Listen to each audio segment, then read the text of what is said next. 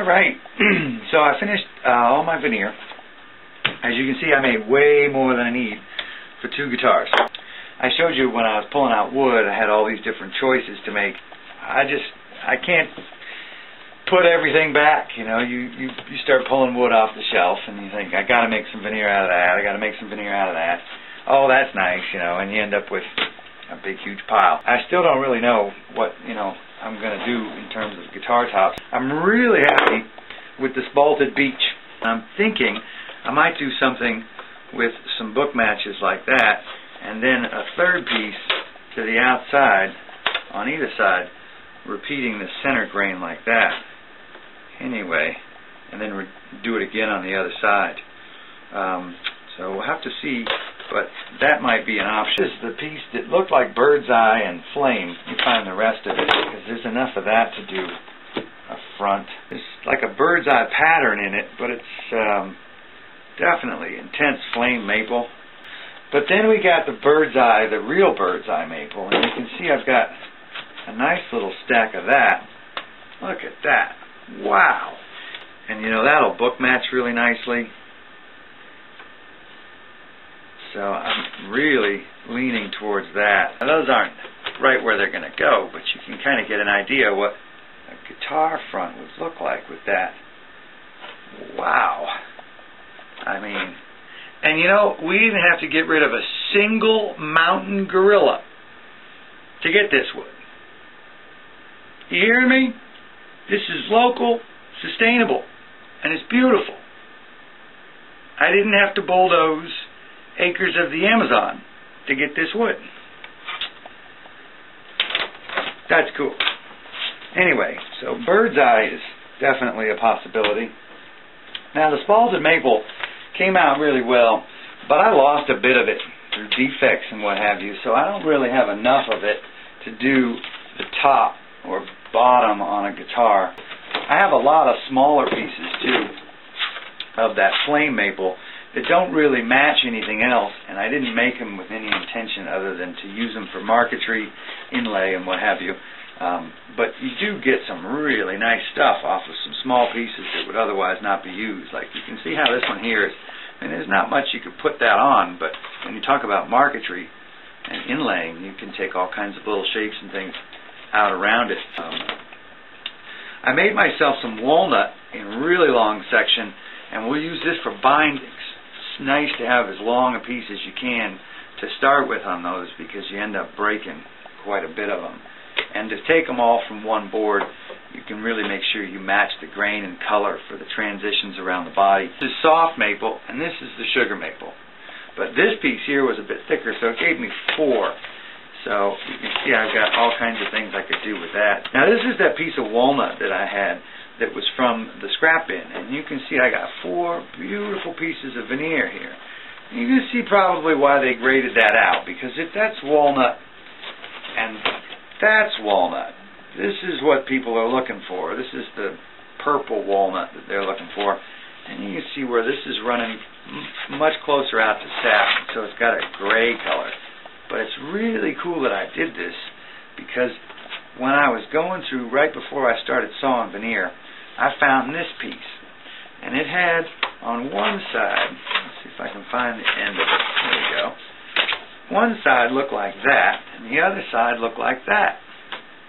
And I got 4 pieces of veneer long enough that I can take them from any point on this, and I'm really seriously thinking about putting these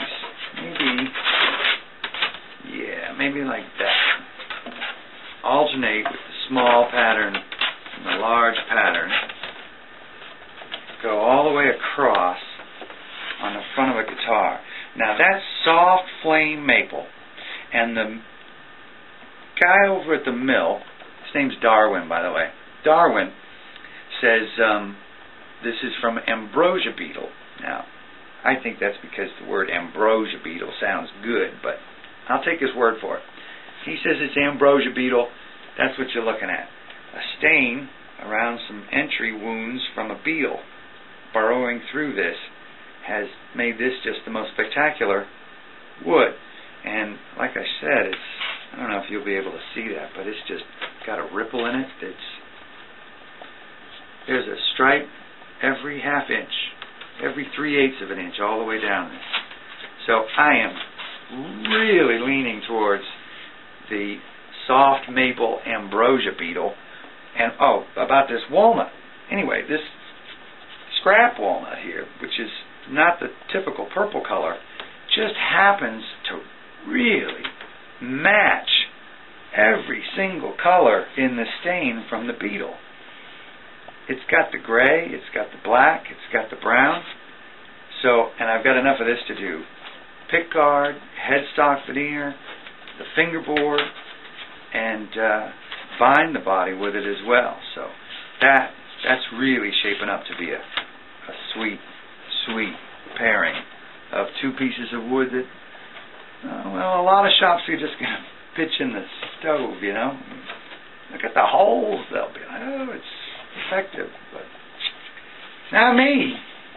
I made myself some walnut. And at the same time I did that, I went ahead and sawed up this board, which is curly cherry. And then I had those big pieces of flame maple. And you know, I just can't get enough of this stuff. And with this here, you make a mark on these things when you saw them. Because when they go through the sander, they get shuffled around, and you can't be worried about keeping things together and pairing pieces up. So whenever I saw them, I make these marks on them, and I get a little code. It starts with 2 on one side.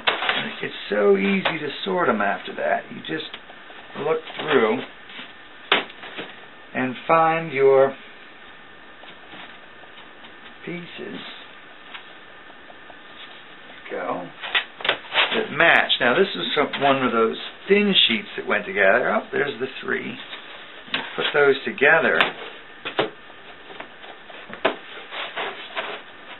and you've got your perfect book match. I made a bunch of this stuff, and this is all soft maple, but it's so heavily flamed that, I mean, I can't resist. I don't know though, because that bird's eye is really sweet too. What about the flame ambrosia beetle with the walnut?